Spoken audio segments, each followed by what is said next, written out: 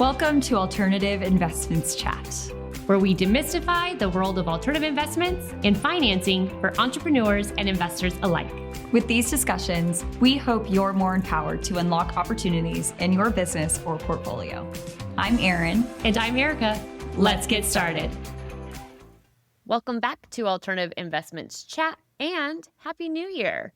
I hope you had a wonderful holiday season and that your 2026 is off to a great start. Yeah. The new year is all about fresh starts and hopefully getting a jump on some of your investment goals. Exactly. Hopefully that was on your resolution list. My resolutions are basically don't die. Oh, great. That's a good one.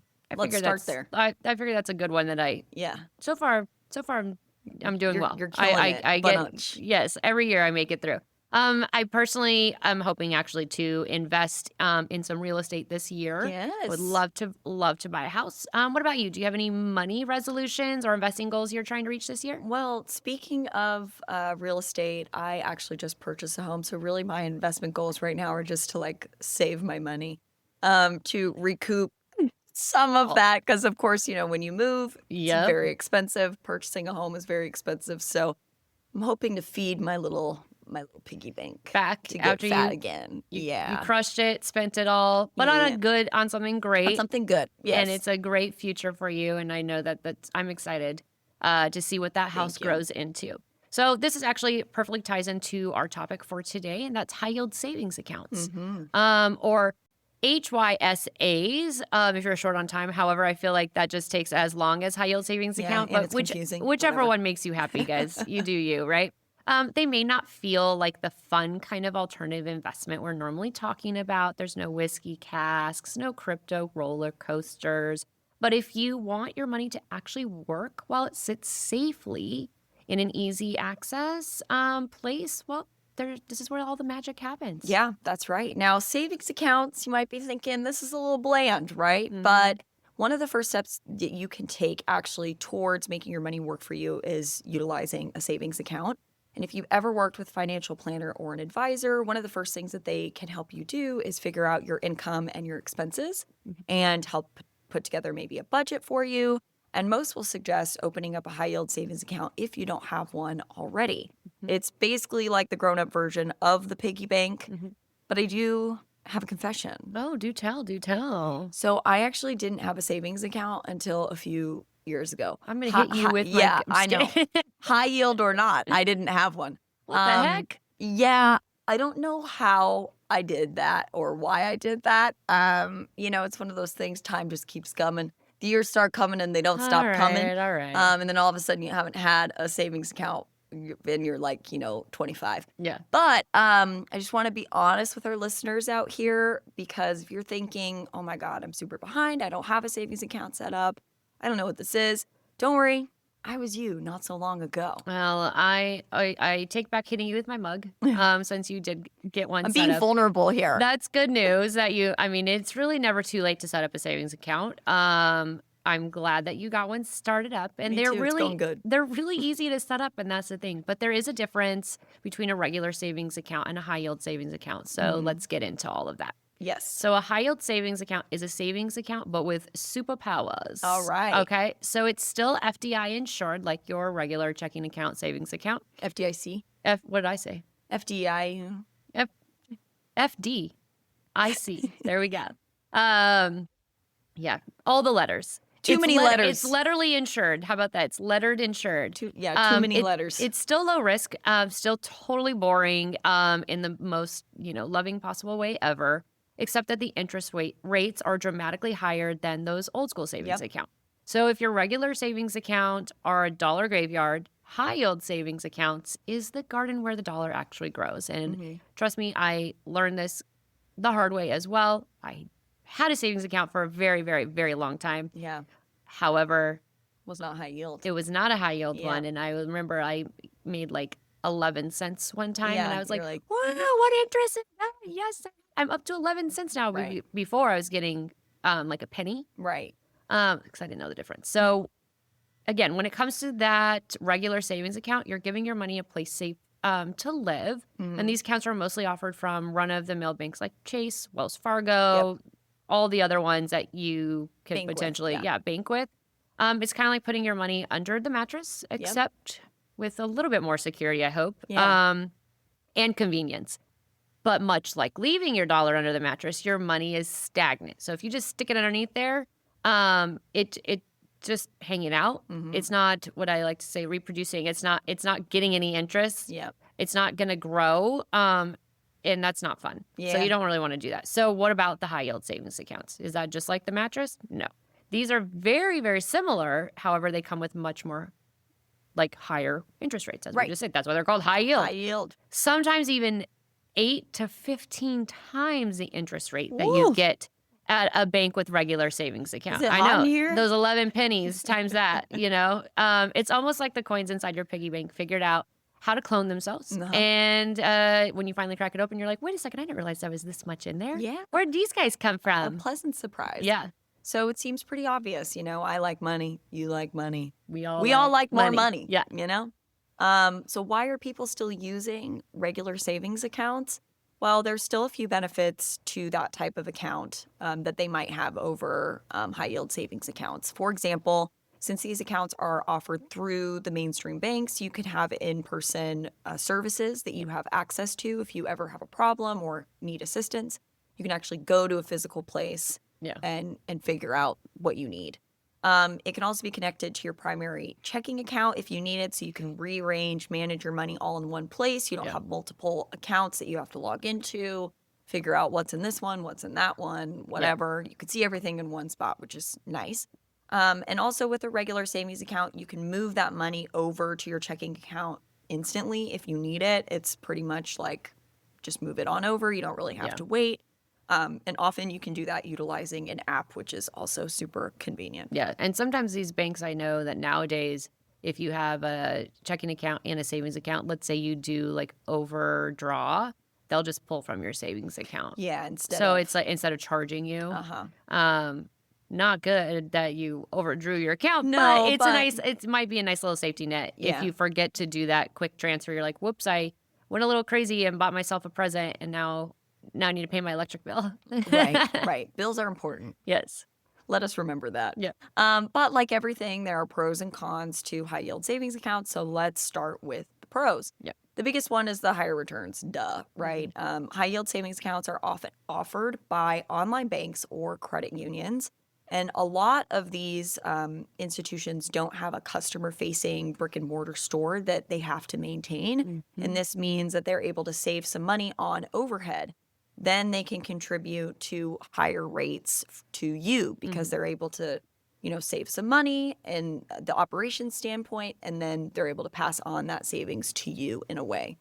And a lot of people don't realize this, but high-yield savings account are technically investments. They are. They're much lower risk than other investments like stock, like crypto, like real estate, etc. And we mentioned this earlier, but just like regular checking and savings accounts, high-yield savings accounts are also FDIC insured up to $250,000. So I'm sure we've all heard this phrase before, but let's actually say out loud, what is this? This means that if the bank fails, which is rare, but we've seen it happen. Hello, Great Depression. There's a reason that these things exist now. The FDIC will reimburse you dollar for dollar up to $250,000. And like you mentioned, we like guarantees. We do.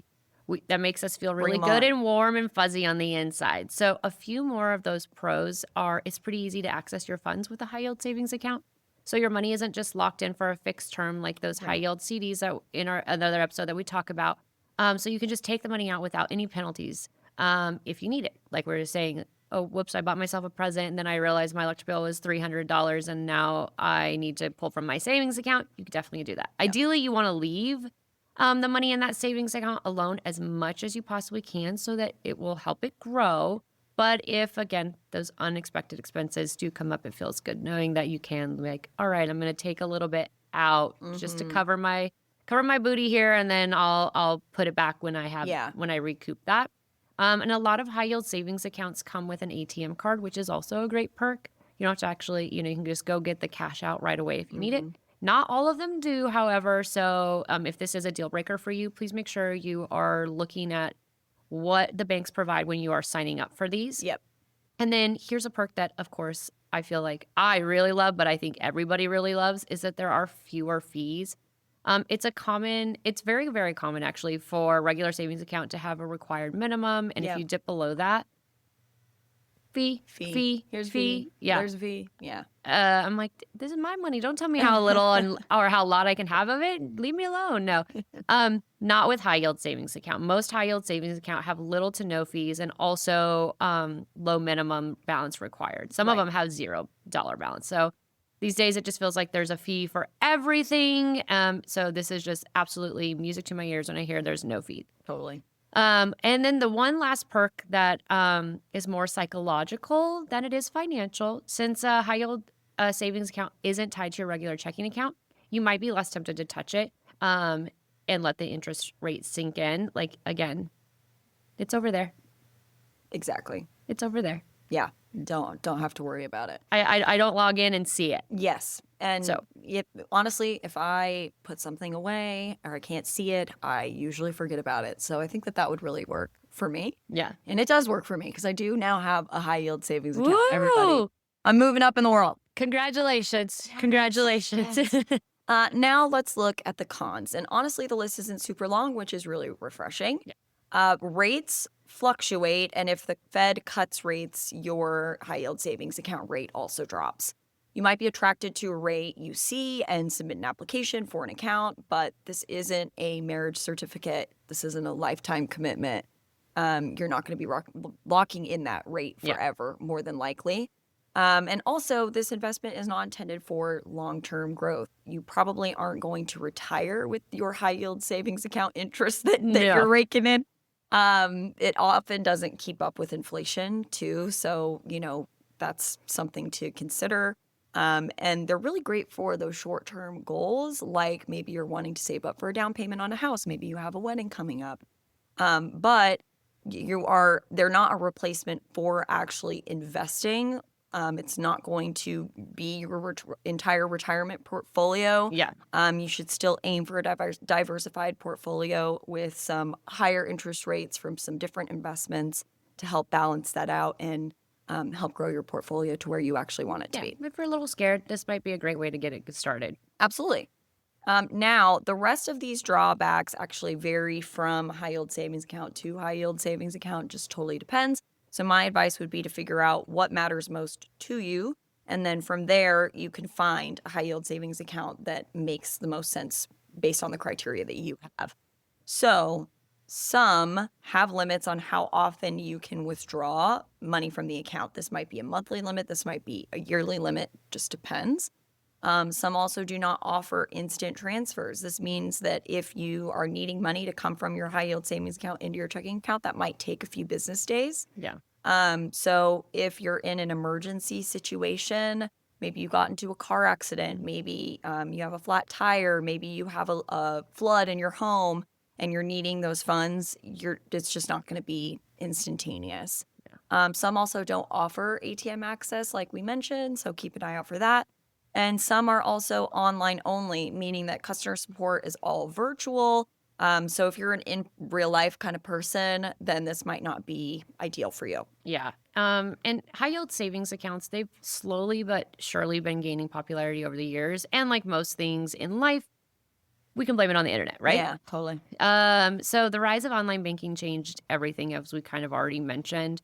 It seems crazy to think that of now, but we trust the internet, what we see online, but transactions weren't always that way. No. And there still are a lot of people that don't trust the online system. I know somebody, they had a check and they're like, I have to go to the bank to deposit this. I said, just deposit it on your app. Oh, no, I can't do that. I'm like, okay, whatever. They weren't comfortable with depositing the check. And I said, totally fine by me. Not my money going into your account. Do you, right? Right. So it took decades, though, for us to really feel comfortable entering all of our personal information and money into that computer screen. Online banking has roots dating back to the 80s, however. I don't know if people actually really know that. Yeah. So not only that, but the tech hasn't always been there to support the banking functions we needed. So it was just easier to do it in person. Yeah. So there was it was smaller, in the 80s. But now it's like I said, you can deposit checks, you can do almost everything that you need to do without going in. I think a lot of us would agree that doing it online is much easier and way more convenient than having to go into the physical bank. So high yield savings accounts basically build on that trust that we've already developed with the internet, and we're able to offer their services completely online. Yeah. I actually opened a high yield savings account from the comfort of my couch. It's where I love to do all of my, pajama trading. Yep. I didn't talk to a single person, and I personally liked it better that way. In fact, I opened up 2 high yield savings accounts because I rate shopped a little bit. And I did both on the comfort of my wonderful couch with my nice blankie, a cocktail in hand. Perfect. I loved it. That's my favorite way. You can't go in your pajamas with your blanket and your cocktail into a bank. Generally Just saying. frowned upon. But I totally feel the same way. If I can avoid waiting in a line or having to be on hold on the phone, that's a total win for me. Yeah. In fact, I try to see if I can do anything that I possibly can online first. Because I'm like, oh, I don't want to do it. I know. But another potential contributor here is COVID. Yeah. COVID is like a cockroach. Every time you think you've squashed it, it's gone, it's done, just starts moving its little legs again. And you're like, oh, God. But, the pandemic actually forced all of us inside. We experienced that, and we had to figure out how to do our normal routines, but within the confines of our own home. People learned how to dye their own hair. People learned how to make bread. People learned how to bank from their couch. I know. And we relied on the internet more than ever before. Right. And high yield savings account totally thrive in that environment. And unlike brick and mortar banks that have buildings, they have staff, they have supplies that they have to worry about, being online, totally online during that time. Easy peasy. Super easy peasy. I know. Basically didn't change much of anything they did at all. I can't wait till we cannot talk about COVID, but I think it's going to be like the plague. We're always going to have to talk about it for a while. So speaking of the internet, influencers are bringing awareness to high yield savings accounts as well. So social media has made high yield savings accounts seem trendy and exciting to potential new customers. Cool. So influencers like Vivian too, your rich BFF, who I do follow on Instagram, and Tori Dunlap, a financial feminist, have basically rebranded high yield savings accounts as the first step to financial empowerment, which if you're not at that level where you fully understand, trading on the stock market, and we don't really have the funds to do some of the alternative investments where you have to be an accredited investor, these are great ways to start. So Vivian, too, for example, has openly said that most people don't have an investment problem. They have a savings structure problem. Yeah. And high yield savings account can fix that, because I 100% agree with that. When you think of investing, you don't think of high yield savings account. You think of buying something or investing in something like a wine cast or something big. Exciting. Yeah. It doesn't have to be and it seems that influencing was successful. Hers was, as Gen Z is believed to be cash heavy. Yeah. Meaning that the majority of their assets are in cash as opposed to other investments. Again, they don't understand it. So listen to us. We're going to try to teach you. And don't get me wrong, savings is great. And I'm so happy that these young investors know about high yield savings accounts and are actually using them, you included. But like I said earlier, high yield savings accounts aren't one and done investment strategy. Yep, totally. And, we would love to see Gen Z expanding into some of these other asset classes that are maybe a little bit more complex or, intriguing in order to diversify their portfolios.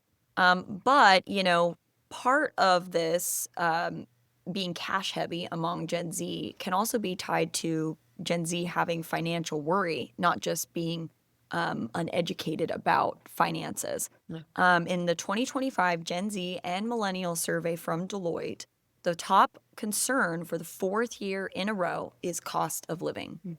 Additionally, nearly half of Gen Z and millennials surveyed that actual report reported that they don't feel financially secure. That's a lot of people. So it makes sense if you're concerned about money, you probably aren't going to be investing in risky investments, and therefore high yield savings accounts are really attractive. And also, if you're worried about money, knowing that you can access your money at any time would make you feel a lot more comfortable about having that money there, because it's not like a CD or a private equity deal where your money is tied up for X amount of time and you can't touch it at all. And high yield savings accounts are great. We're not saying to drop them altogether, but maybe start exploring some other things that you could couple them with to help your money grow even more. I like that. And high yield savings accounts, they're not going to make you rich. We already talked about that. Yep. When you look at the interest that you make on them, I think last year on my high yield savings accounts, I only made a few $100s, which is great because it's just sitting there. It's and extra I don't have few $100s you didn't have. Exactly. Nice. And I still paid taxes on it. That's the cruddy part, but it's okay. I mean, it's not that much, but they can keep you stable. That's what we really, really like. Mm-hmm. And they're one of the easiest wins in personal finance, if you ask me. So they're safe, accessible, flexible, and they're really, really great for beginners. Totally. And when they're paired with investing, they can become a foundational part of your actual entire strategy. Well, that's it for today's episode. But thank you for tuning in, and be sure to follow our podcast for more beginner-friendly breakdowns. We have a lot of them. Mm-hmm. And whether you're looking into savings accounts or crypto, there's probably an episode out there for you. But we'll see you next time. Thanks for tuning in. Thanks for joining us. Stay tuned for more insight on our next episode. And don't forget to subscribe to continue the Alternative Investments chat. See you next time. Content provided in this podcast is for informational purposes only and should not be construed as professional, financial, or investment advice. This podcast should not be construed as an offer to sell or a solicitation of any offer to buy any securities. We strongly recommend that you seek advice from a qualified professional before making any financial decisions.